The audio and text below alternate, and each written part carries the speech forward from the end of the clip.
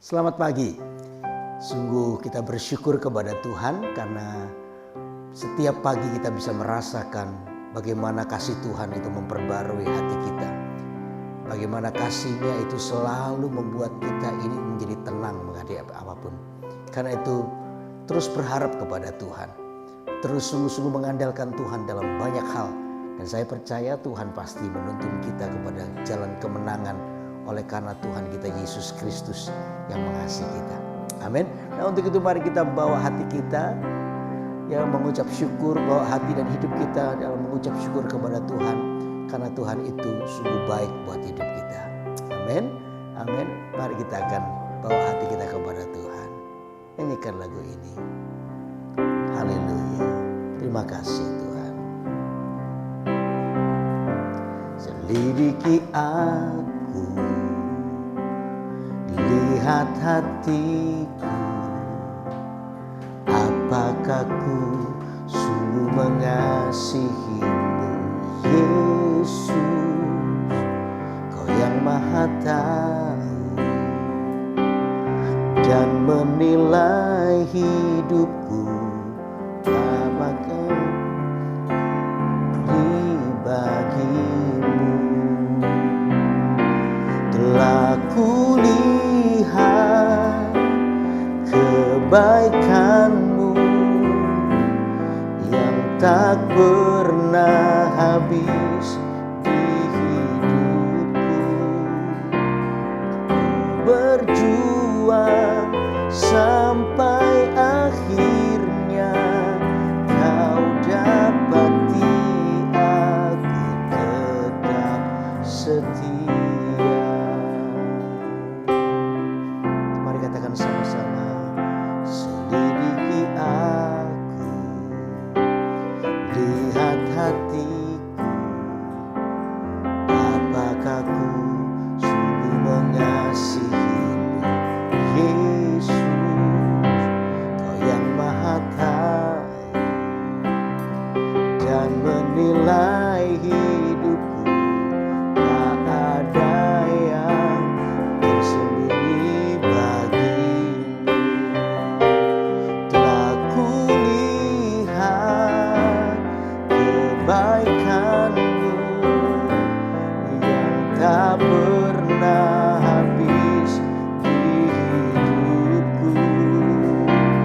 Ku berjuang sampai akhirnya Kau dapati aku tetap setia. Telah kulihat kebaikan-Mu yang tak pernah habis di hidupku. Ku berjuang sampai akhirnya Kau dapati aku tetap setia. Telah kulihat kebaikan-Mu yang tak pernah habis di hidupku. Berjuang sampai akhirnya Kau dapati aku tetap setia. Kau dapati aku tetap setia. Kau dapati aku tetap setia.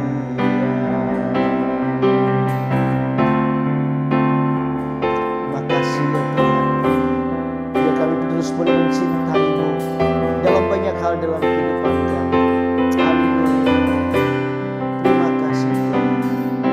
Mari katakan sama-sama, aku mau cinta Yesus. Terima kasih Tuhan. Haleluya. Ku mau cinta Yesus selamanya. Ku mau cinta Yesus selamanya. Meskipun badai silih berganti dalam hidupku, ku tetap cinta Yesus selamanya. Sekali lagi katakan, ku mau cinta Yesus selamanya. Ku mau cinta Yesus selamanya. Meskipun badai silih berganti dalam hidupku, ku tetap cinta Yesus selamanya. Ya Aba, Bapa, ini aku anakmu, layakkanlah hidupku. Ya Aba, Bapa, ini aku anakmu, pakailah sesuai dengan rencanamu. Sekali katakan, ku mau cinta Yesus selamanya. Amin. Ku mau cinta Yesus selamanya. Meskipun badai silih berganti dalam hidupku, ku tetap cinta Yesus selamanya. Ya Aba, ya Bapa, ini aku anakmu, layakkanlah seluruh hidupku. Ya Aba, Bapa, ini aku anakmu, pakailah sesuai dengan rencanamu. Ya Aba, ya Bapa, ya Aba, Bapa, ini aku anakmu, layakkanlah seluruh hidupku. Ya Aba, Bapa, ini aku anakmu, pakailah sesuai dengan rencanamu. Sekali lagi, ya Aba, Bapa, ini aku anakmu, layakkanlah seluruh hidupku. Ya Aba, Bapa, ini aku anakmu, pakailah sesuai dengan rencanamu. Pakailah sesuai dengan rencanamu. Pakailah sesuai dengan rencanamu.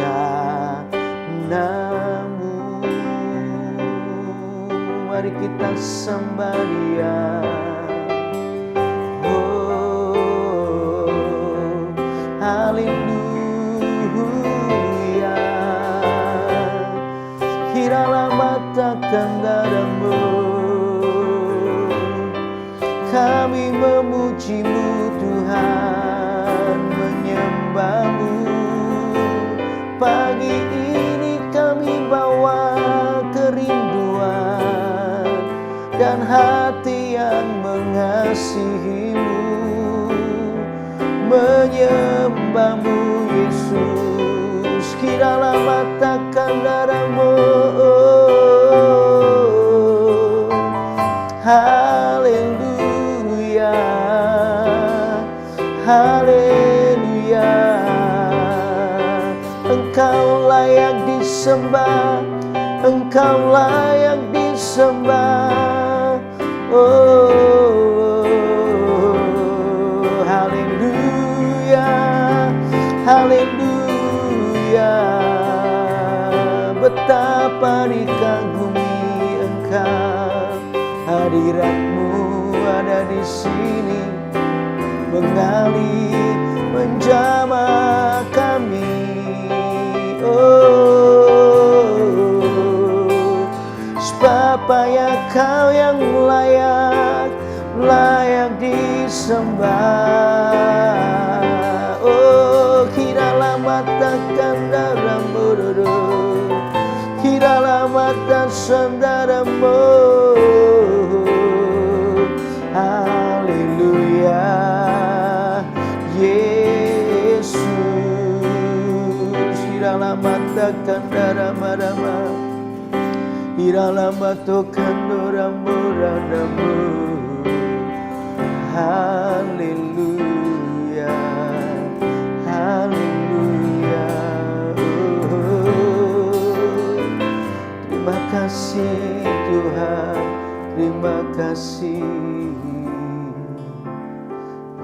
terima kasih. Biar kami terus boleh merasakan jamahan-Mu di hidup kami ya Tuhan. Itu yang membuat kami terus berpengharapan di dalam Engkau. Itu yang membuat hidup kami terus dikuatkan oleh karena hadirat-Mu yang hidup dalam kehidupan kami.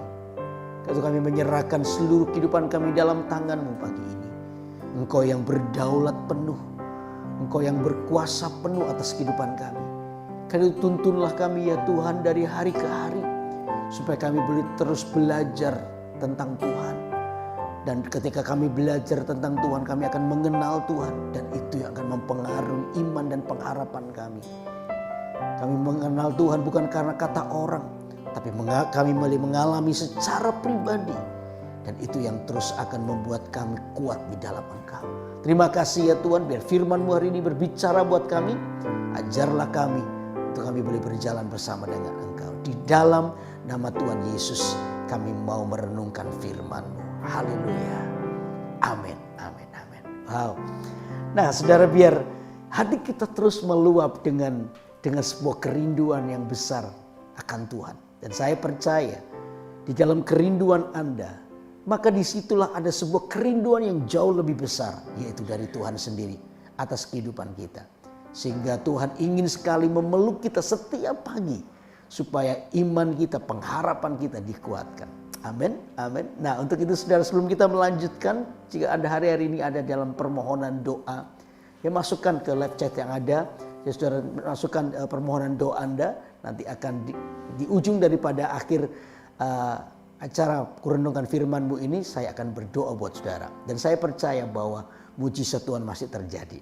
Amin. Ada banyak kesaksian yang telah dengar bahwa bagaimana Tuhan melawat, bagaimana Tuhan menyembuhkan, bagaimana Tuhan memberkati setiap orang-orang yang didoakan. Dan saya percaya dengan iman kita bersama-sama, kita percaya bahwa sampai hari ini mujizat masih berlaku buat hidup kita. Amin, amin. Nah untuk itu mari kita akan lanjutkan pembacaan Alkitab kita di dalam Amsal pasal 21 ayat yang ke-11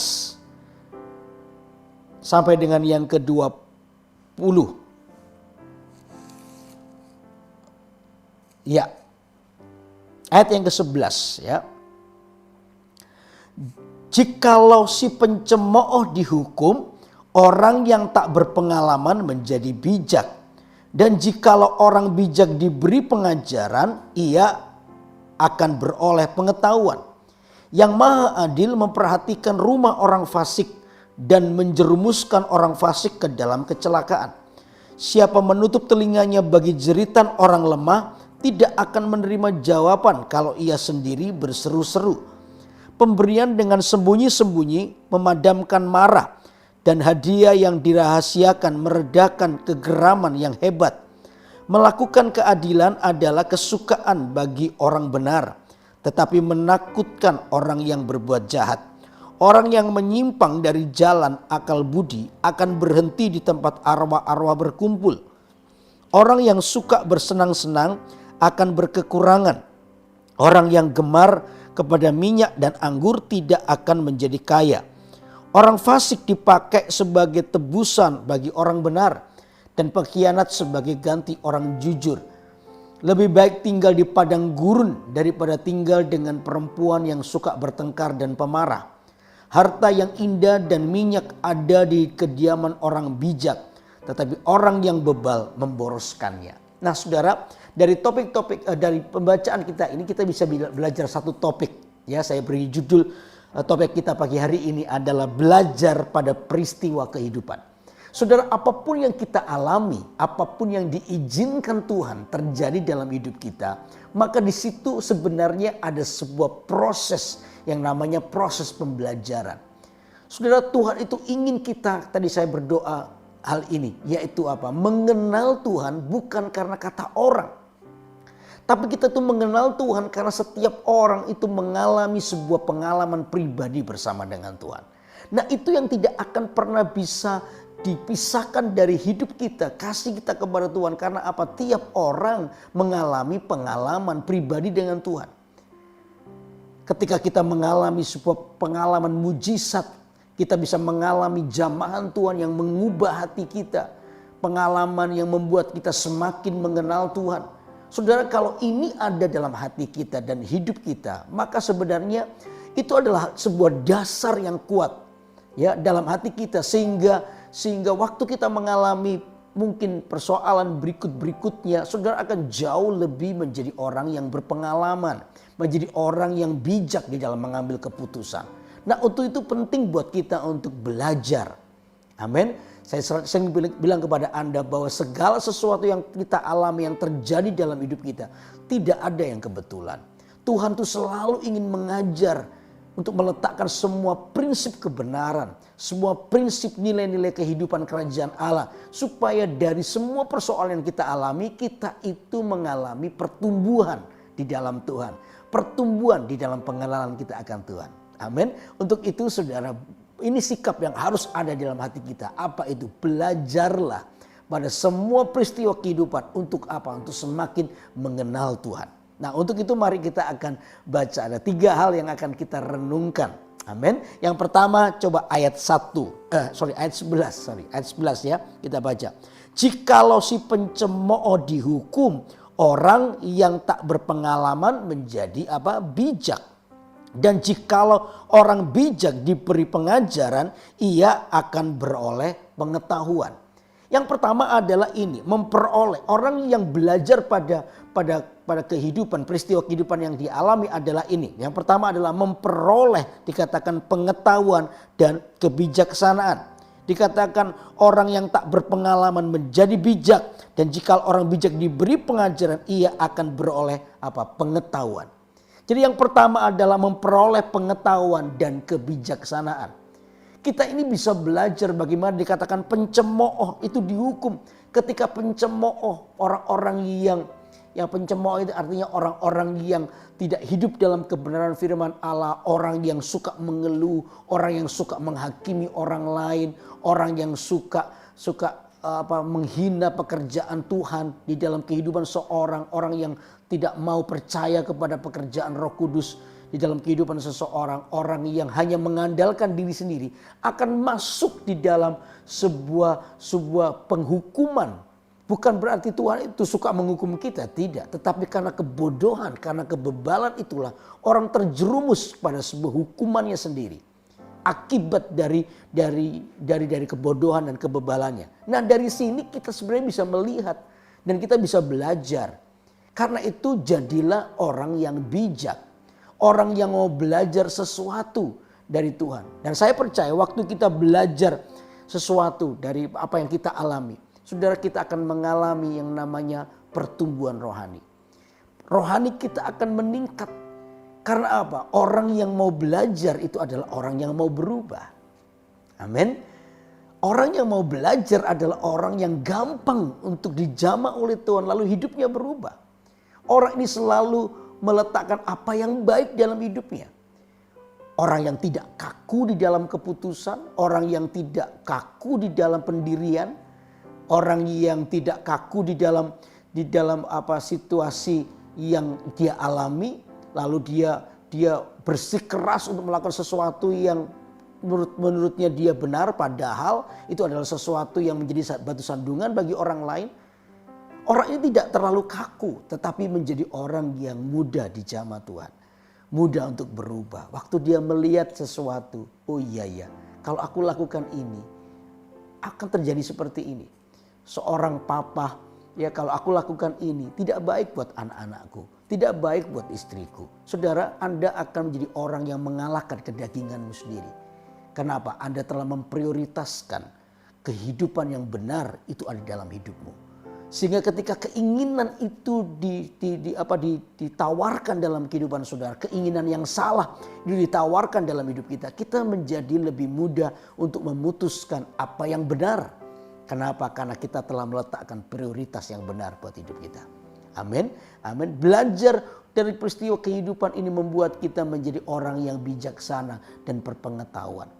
Bijaksana, saya sering kali bilang bijaksana itu berarti orang yang bisa memilih sesuatu yang terbaik buat hidupnya untuk kemuliaan Tuhan dan untuk kepentingan hidupnya yang lebih baik. Itu orang bijaksana. Tapi orang bebal, orang yang tinggal dalam kebodohan, dia gak peduli. Yang penting aku happy, yang penting aku senang. Dia gak peduli kalau ini apa yang dia buat ini menyakiti orang lain. Yang dia buat ini bisa melukai hati anak-anaknya atau istri atau suaminya. Dia gak peduli. Yang penting aku bahagia, yang penting aku senang.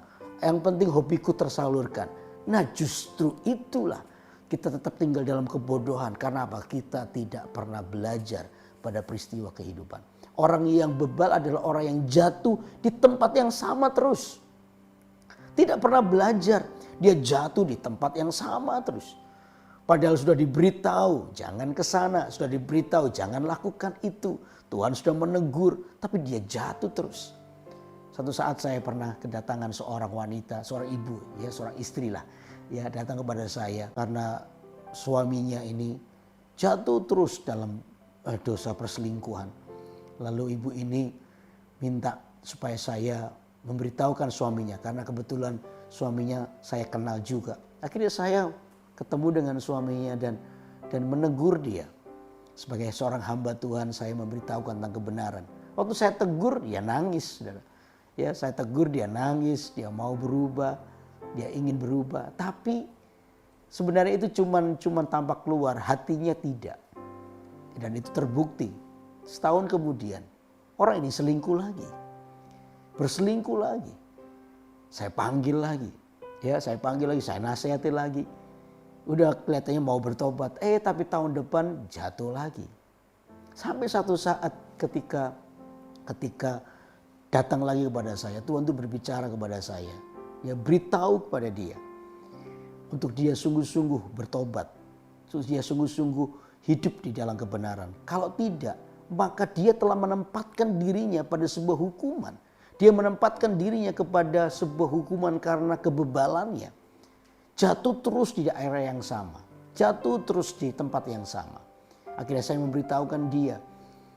Ya, kalau kamu terus seperti ini, tidak mau bertobat, ini perselingkuhan yang sudah ketiga kalinya. Ya, kamu akan diserahkan ke dalam keinginanmu sendiri. Iblislah menjadi bapakmu karena kau telah mengagungkan ya kesesatan, kau mengagungkan kejahatan dalam hidupmu. Ya dia nangis seperti biasa. Ya sudahlah, saya sudah bicara dengan dia. Tahun berikutnya istrinya datang lagi pada saya. Saya waktu melihat istrinya saya bilang ini pasti soal perselingkuhan lagi. Saya tanya, suamimu selingkuh lagi ya? Ya ibu ini tanya, Pak Yudi kok tahu? Ya tahu, sudah langganan soalnya. Tiap kali kamu datang persoalanmu selalu itu. Ya sudah bilang saya, sudahlah. Sekarang coba panggil suamimu ke sini, saya tak ngomong sekali lagi. Istrinya nangis, saudara. Lalu dia bilang, Pak, suami saya lagi sakit. Oh ya, sakit apa? Saya bilang, sakit apa? Baru 2 hari yang lalu dia divonis positif HIV. Saya kaget waktu dengar itu. Ternyata sungguh mengerikan orang yang tinggal dalam kebebalan. Sungguh mengerikan orang yang tinggal dalam kebodohannya. Tidak pernah mau belajar. Hatinya tidak bijaksana dan kurang pengetahuan. Akhirnya dia jatuh dalam dosa dan terhidap penyakit itu. Mengidap penyakit itu. Ya. Dan saya hanya bisa berdoa. Saya doakan dia. Dan gak lama kemudian saya mendengar bapak ini meninggal dunia. Dan saya berdoa waktu itu istrinya tanya, Pak Yudi apakah suami saya diselamatkan? Saya bilang keputusan terakhir tetap ada di tangannya. Sekalipun dia dalam kebebalan tapi kasih Tuhan itu sampai nafas terakhir kita, saya bilang. Makanya ketika ada penjahat di sebelah Yesus yang ingin diselamatkan, Tuhan berkata begini, hari ini juga kamu diselamatkan. Orang ini belum punya kesempatan untuk berbuat baik, untuk menembus semua kesalahannya. Tapi hari itu ketika dia melihat Yesus, ya, dan berkata, jangan lupakan aku. Yesus berkata, hari ini juga kamu diselamatkan. Artinya begini, Tuhan itu menyelamatkan kita di nafas terakhir. Ini anugerah, tetapi anugerah juga tidak boleh dibuat main-main. Anugerah Tuhan itu tidak boleh dibuat main-main. Oh, nanti aja kalau nafas terakhir saya baru bertobat. Ya kalau keburu, kalau tidak, itu akan menjadi persoalan buat kita. Karena itu mumpung hari ini Anda masih bisa mendengar firman Allah, perenungan seperti ini. Mari kita buka hati kita supaya kita menjadi orang yang bijaksana, menjadi orang yang berpengetahuan. Supaya kita ini menjadi orang yang mudah untuk diubahkan oleh Tuhan. Hati kita ini mudah dibentuk, hati kita ini mudah dijamah oleh Tuhan. Sekalipun tetap, ya berikutnya saudara, gak lama kemudian saya mendengar juga istrinya meninggal dengan penyakit yang sama. Kasihan sekali. Akhirnya terus sampai kepada istri dan anak-anaknya. Ya kemarin juga saya dengar ketika anaknya juga diperiksa, tapi puji Tuhan negatif anaknya. Ya kita doakan, saya doakan terus supaya anaknya juga tidak mengidap penyakit yang sama. Nah ini akan menjadi sebuah hal yang buruk dalam keluarga. Karena apa? Ada satu orang yang tidak mau berubah, tidak mau berpengetahuan, tidak menjadi bijaksana. Oleh karena apa? Tinggal dalam kebodohannya. Karena itu belajarlah pada kehidupan, peristiwa kehidupan. Karena apa? Dari situ hati kita menjadi bijaksana. Dari situ hati kita ini berpengetahuan. Amin. Amin. Itu yang pertama. Yang kedua, saudara. Yang kedua, coba lihat ayat ke-13. Dikatakan begini. Siapa menutup telinganya bagi jeritan orang lemah, tidak akan menerima jawaban kalau ia sendiri berseru-seru. Dikatakan dengan jelas bahwa ayat 13 ya. Siapa menutup telinganya bagi jeritan orang lemah, tidak akan menerima jawaban kalau ia sendiri berseru-seru. Yang kedua saya tulis adalah memiliki keputusan yang tepat atas hidup kita. Orang yang belajar pada peristiwa kehidupan adalah orang yang memiliki keputusan yang tepat. Orang ini adalah orang yang tidak dipengaruhi oleh keegoisan. Keputusannya adalah keputusan yang tepat. Ketika dihadapkan pada banyak hal, dia ini bisa belajar sesuatu. Termasuk satu hukum yang namanya hukum tabur tuai. Ya, tabur tuai. Apa yang kita tabur kata Alkitab, kita akan menuainya. Karena itu semasa kita ini menjadi orang yang diberi kesempatan dan anugerah oleh Tuhan untuk belajar, untuk hidup dengan firman Allah. Mulai belajarlah menabur apa yang baik. Menabur apa yang baik. Saya percaya apa yang Anda tabur dengan baik, Anda juga akan menuai dengan apa yang baik. Tapi kalau Anda hari ini menabur sesuatu yang jahat, lalu Anda tidak bertobat, lalu Anda tidak minta ampun, ya Anda terus menabur hal yang jahat, maka hal yang jahat itu yang akan kita tuai.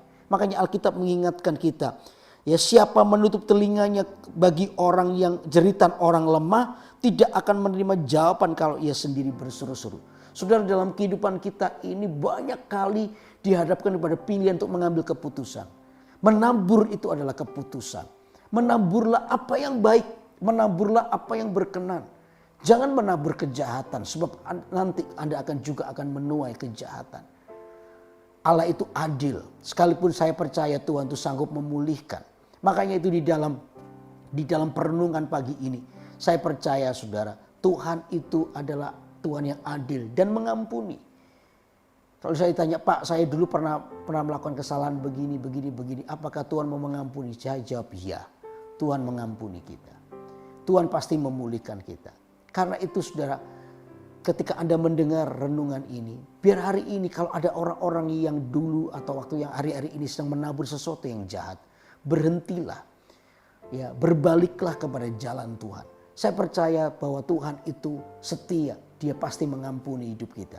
Amin. Sehingga iblis tidak punya alasan untuk menghancurkan kita. Iblis tidak punya alasan untuk mengikat hidup kita. Termasuk juga sampai anak cucu kita nantinya. Karena itu biar hari ini taburlah sesuatu yang baik. Supaya ketika Anda pun mengalami sesuatu, Anda juga akan menuai apa yang baik.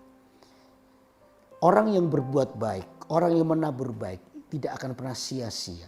Karena apa? Karena Tuhan itu mengingatnya. Ingat seperti yang lalu pembacaan Alkitab kita bahwa Tuhan itu tidak mau berhutang kepada kita. Kenapa?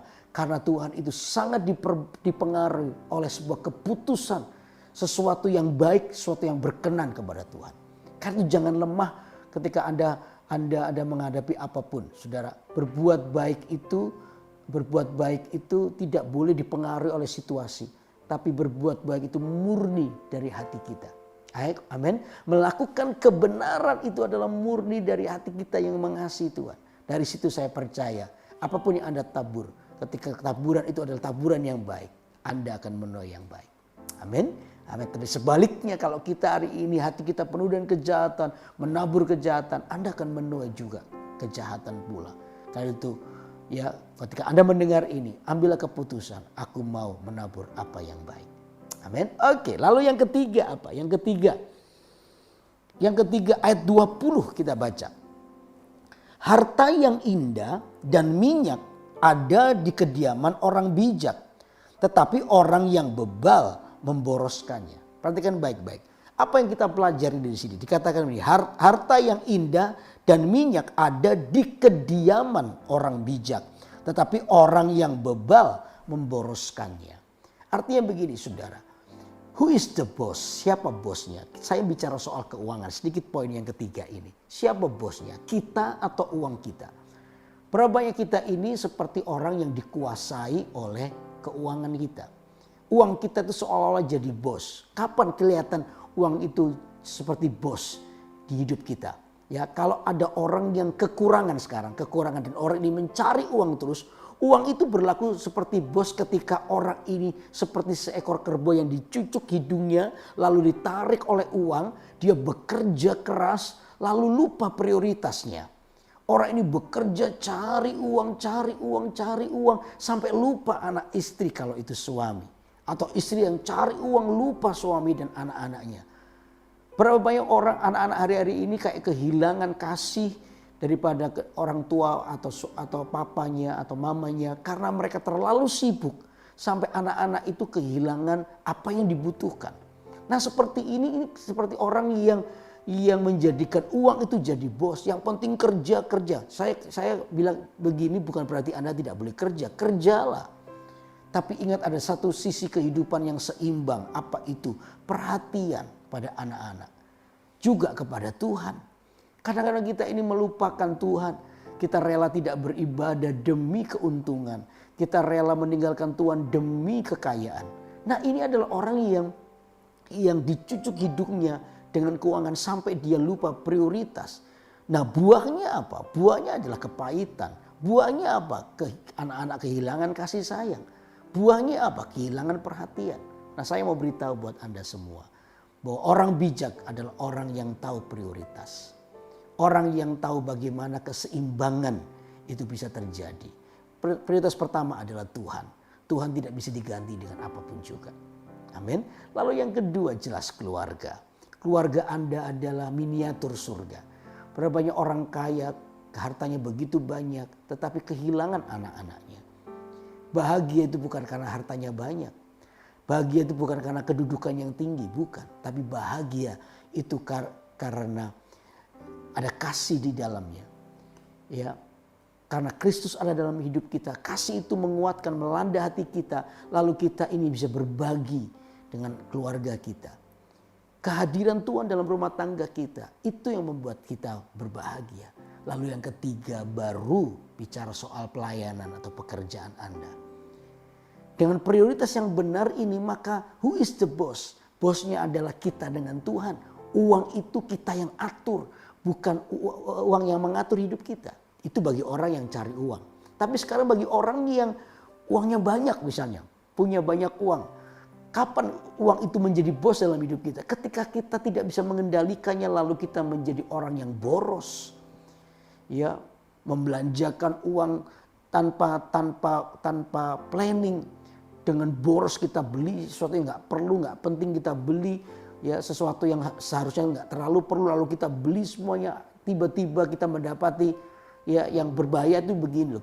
Tiba-tiba kita mendapati uang kita ini banyak tapi tiba-tiba habis. Lalu kita tidak tahu. Kita belanjakan apa saja uang kita. Nah, itu adalah orang yang tidak bijaksana. Kita ini seperti kehilangan penguasaan diri sehingga akhirnya kita bisa membelanjakan uang dengan apa saja, lalu kita sendiri tidak tahu uang kita tiba-tiba habis. Yang lalu waktu saya ada di Manado, ya, saya ini bantu seorang jemaat untuk cari pekerjaan.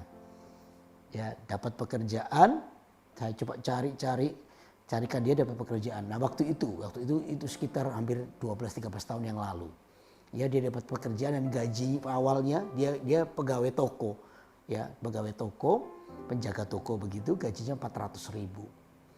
Nah, 1 bulan dia dapat gaji. Satu hari dia datang lewat di depan saya, "Hai Ko Yudi," gitu, lihat gitu ya. Waktu dia lewat baunya wangi sekali. Saya senang gitu baunya. Saya panggil dia, "Hei sini, minyak wangimu baunya enak loh." Ya, mereknya apa? Dia sebut mereknya. "Beli di mana?" "Oh, di toko ini." Wah, ini saya pikir wah ini baunya enak juga nih, seger juga. Gak apa-apalah, ini untuk hari-hari. Karena saya tahu nih gajinya 400.000, mungkin pikiran saya mungkin ini minyak wangi harganya 75 lah atau 50.000, 75. Karena saya tahu gajinya 400.000. Ya, itu pikiran saya. Akhirnya saya punya kesempatan pergi ke toko itu. Lalu saya tanya minyak wangi itu. Ada. Waktu saya tanya harganya berapa, saya agak terkejut karena pegawai toko bilang ini 300.000. Saya kaget. Bukan masalah 300.000-nya saya kaget. Kagetnya itu adalah gaji anak itu 400.000. Begitu terima uang gaji, langsung beli minyak wangi harga 300.000. Akhirnya saya balik ke gereja, saya ketemu anak itu, saya tanya, tadi kok Yudi ke toko ini loh, tanya minyak wangimu, harganya 300.000 loh. Iya bener, iya kok. Saya kaget karena dia ngomongnya dengan santai aja. Saya tanya begini loh, gajimu 400.000. Terus langsung begitu terima gaji, kamu beli minyak wangi 300.000, tinggal 100.000. Kamu berikan perpuluhan enggak? Beri 40.000.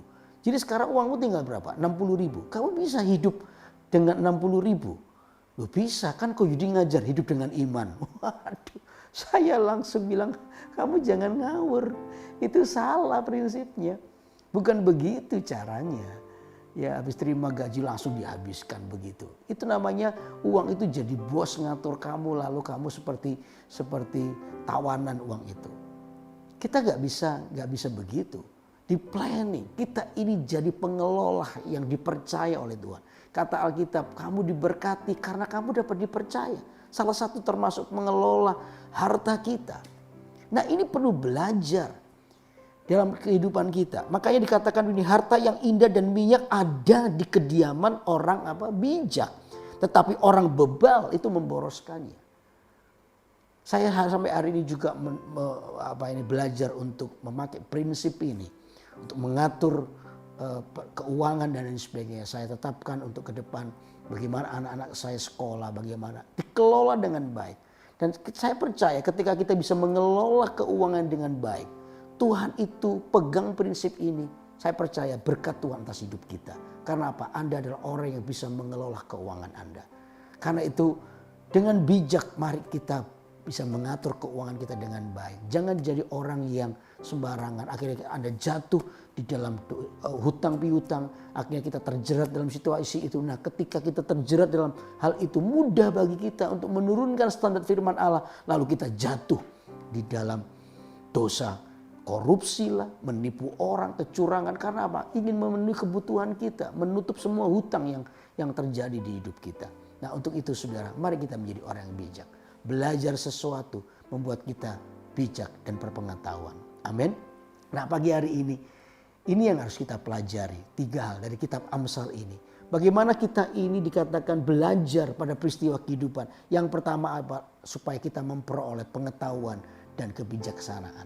Supaya kita ini hidup dengan prinsip kebenaran, nilai kebenaran firman Allah. Nah, itu yang akan mengubahkan kita. Lalu yang kedua, saudara, tabur tuai. Apa yang Anda tabur itu yang akan Anda tuai. Hati-hati dengan apa yang Anda tabur. Karena itu hiduplah bijaksana. Belajarlah pada peristiwa kehidupan. Sehingga ketika Anda belajar, maka ini yang terjadi. Apa yang Anda tabur itu adalah hal yang baik. Apa yang Anda tabur itu adalah hal yang berkenan kepada Tuhan. apa yang Anda tabur itu adalah hal yang memuliakan Tuhan, maka saya percaya Anda juga akan menuai sesuatu yang memuliakan Tuhan. Amin. Lalu yang ketiga, bagaimana kita bertanggung jawab atas kepercayaan Tuhan, termasuk harta kita, kekayaan kita, keuangan kita. Anda adalah pengelola yang baik. Dan saya percaya ketika Anda kelola keuangan itu dengan baik, maka Tuhan itu memberkati. Blessing in disguise, ada satu berkat terselubung yang Tuhan siapkan buat hidup kita. Saya mengatakan ini, saya pun belajar dan saya mengalaminya. Bagaimana saya bertanggung jawab atas semua keuangan, kekayaan, harta yang dipercayakan Tuhan kepada hidup saya. Lalu saya mengaturnya dengan baik, mengaturnya kelola dengan hikmat Tuhan. Maka ada berkat-berkat yang tersembunyi tiba-tiba. Saya juga gak mengerti, tapi tiba-tiba Tuhan itu cukupi semua kebutuhan. Saya percaya Anda pun sanggup. Amin. Supaya kita tidak terjebak kepada dosa kecurangan. Supaya kita tidak terjebak pada dosa korupsi. Supaya kita tidak terjebak pada kebohongan. Karena apa? Karena ingin menutup semua lubang pelanggaran yang kita buat, termasuk hutang piutang. Karena itu biar pagi hari ini kita belajar untuk menjadi orang yang bijak dan berpengetahuan. Amin. Amin. Nah, untuk itu biar sementara saudara akan masukkan permohonan doa Anda. Ya, sungguh-sungguh masukkan ini dan saya akan berdoa di ujungnya, tapi kita akan menyembah Tuhan, kita akan mengagungkan, kita serahkan hidup kita kepada Tuhan pagi ini. Amin, amin. Telah kulihat kebaikan-Mu yang tak pernah habis di hidupku. Katakan ini. Ku berjuang sampai akhirnya Kau dapati aku tetap setia. Telah kulihat kebaikan-Mu yang tak pernah habis di hidupku. Katakan ini. Ku berjuang sampai akhirnya Kau dapati aku tetap setia. Sekali lagi. Telah kulihat kebaikan-Mu yang tak pernah habis di hidupku. Ku berjuang sampai akhirnya Kau dapati aku tetap setia. Kau dapati aku tetap setia. Kau dapati aku tetap setia. Biar pagi hari ini saya mau berdoa buat saudara. Apapun yang Anda alami, peristiwa apapun yang Anda alami, saya percaya di situ tempat kita nih belajar. Di situ tempat kita boleh mengenal Tuhan. Karena itu jangan lelah ketika Anda mengalami banyak hal. Persoalan, tekanan hidup yang kita alami hari ini. Tidak semuanya jahat. Kalau sampai Tuhan izinkan terjadi, berarti itulah waktunya kita untuk belajar sesuatu. Lalu kita mulai mengalami pertumbuhan ke arah Kristus. Sehingga hidup kita ini boleh memuliakan Tuhan. Amin. Amin. Nah, di tangan saya ada banyak pokok-pokok atau permohonan doa yang dinaikkan. Saya akan berdoa supaya kehidupan kita semua mengalami sebuah pemulihan daripada Tuhan. Mengalami sebuah mujizat daripada Allah. Nah, untuk itu mari kita akan berdoa dengan iman. Saya percaya pagi hari ini Tuhan mendengar doa kita. Saya percaya pagi hari ini mujizat sedang terjadi buat hidup kita. Amin. Amin. Kita berdoa sekarang di dalam nama Tuhan Yesus. Oh, untuk setiap persoalan dari umat Tuhan yang hari-hari ini lagi dialami oleh umat Tuhan. Aku berdoa sekarang, Tuhan Engkau yang datang dengan mujizat-Mu. Pertama, ajari kami untuk menjadi orang yang bijak dan berpengetahuan. Supaya kami bisa belajar tentang apapun yang kami alami. Belajar yang baik. Ketika kami belajar apa yang baik, maka yang namanya kekecewaan, yang namanya keputusasaan itu akan tersingkir dalam hidup kami. Karena ketika kami belajar sesuatu yang baik, maka pengharapan di situ akan muncul. Kami boleh melihat betapa Allah itu setia sampai hari ini di dalam kehidupan kami. Karena itu hamba berdoa sekarang di dalam nama Tuhan Yesus. Untuk orang-orang yang memiliki kebiasaan-kebiasaan yang buruk, ya baik di dalam pikiran, tingkah laku dan tindakan, di dalam nama Yesus semua ikatan dosa ini aku tolak, aku lepaskan di dalam nama Yesus. Orang ini mengalami pemulihan daripada Allah. Bukan hanya didoakan dilepaskan, tapi orang ini pun juga mau berbalik dari jalan yang jahat. Orang ini adalah orang yang mau belajar pada kehidupan sehingga kehidupannya akan dipulihkan oleh Tuhan. Pilihannya adalah menyenangkan Tuhan. Pilihannya adalah perubahan hidup. Hamba berdoa sekarang di dalam nama Tuhan Yesus. Dalam nama Yesus, ada beberapa orang yang juga mengalami hutang yang hari-hari ini mereka sangat terjepit oleh situasi keadaan, dapat tekanan dan lain sebagainya. Hamba berdoa, Tuhan ampuni kesalahan kami karena kami gagal mengelola keuangan dengan baik sehingga kami terjerumus kepada hutang. Tuhan ampuni kami, mungkin kami terlalu boros atau mungkin kami gagal untuk mengelola keuangan dengan baik. Tapi hari ini hamba berdoa di dalam nama Yesus. Tuhan, Engkau yang memulihkan keadaan perekonomian ini. Engkau yang memulihkan keadaan hati atau kehidupan keuangan seseorang. Dalam nama Yesus hamba berdoa supaya berkat-Mu dicurahkan. Ada mujizat Tuhan terjadi. Hutang hari demi hari akan dilunasi dengan cara Tuhan, dengan mujizat Allah, sehingga hutang itu pun selesai dan orang ini akan hidup dalam kebebasan daripada Tuhan. Di dalam nama Yesus aku berdoa juga untuk pekerjaan yang hari-hari ini mungkin karena situasi pandemi ini mengalami penurunan secara omset, atau mungkin orang-orang kehilangan pekerjaan, ada juga yang bangkrut hari-hari ini. Tuhan, aku berdoa, Tuhan kuatkan orang-orang ini. Hamba berdoa supaya mereka berpengharapan. Karena kami percaya di dalam Tuhan ada pengharapan yang baru. Dan hamba berdoa sekarang terjadi pemulihan. Ada sebuah jalan keluar. Tuhan bukakan jalan keluar sehingga mereka boleh menemukan jalan keluar daripada Allah. Sehingga dari situlah pemulihan terjadi. Hamba berdoa di dalam nama Yesus, mujizat Tuhan sedang ada dan mengalir dalam kehidupan orang-orang ini. Dalam nama Tuhan Yesus. Orang-orang yang sakit juga hamba berdoa, Tuhan sembuhkan. Hamba berdoa sekarang aku melepaskan kesembuhan terjadi apapun penyakitnya dalam nama Yesus. Ada orang-orang yang sinusitis, kalau pagi hidungnya mengalami tersumbat begitu susah untuk bernafas. Hamba berdoa sekarang dalam nama Yesus menjadi lega. Pernafasan itu menjadi lega. Hidung yang tersumbat hari ini menjadi terbukalah kesumbatan itu dalam nama Yesus. Dalam nama Yesus. Orang-orang yang mengalami masalah di punggungnya karena mungkin punggung sampai ke panggulnya, mungkin pernah jatuh atau mengalami kecelakaan. Dalam nama Yesus, segala sakit di bagian punggung dan panggul aku usir kau keluar, dan tulang-tulang ini menjadi normal di dalam nama Yesus. Aku memperkatakannya dengan iman di dalam nama Yesus. Setiap tulang-tulang yang tidak normal kembali menjadi normal dalam nama Yesus. Ada beberapa orang yang skoliosis, ya bentuk S tulangnya. Aku berdoa sekarang menjadi lurus dan normal. Sekarang aku memperkatakannya di dalam nama Tuhan Yesus. Tidak akan lagi pakai penyanggah tulang dan lain sebagainya. Dilepaskan oleh karena tulang telah menjadi normal kembali. Dalam nama Yesus aku berdoa. Terima kasih ya Tuhan. Untuk beberapa orang yang hari-hari lagi berdoa untuk pasangan hidup, Tuhan temukan mereka dengan jodoh yang daripada Tuhan.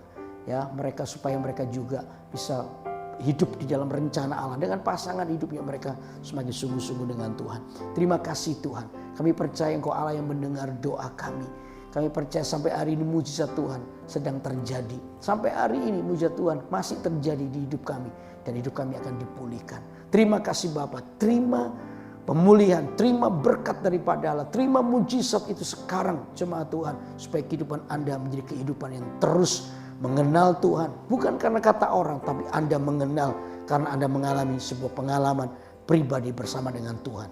Di dalam nama Tuhan Yesus, biar damai sejahtera sukacita melimpah atas kehidupan Anda semua. Haleluya. Yang percaya diberkati Tuhan katakan sama-sama. Amin. Amin.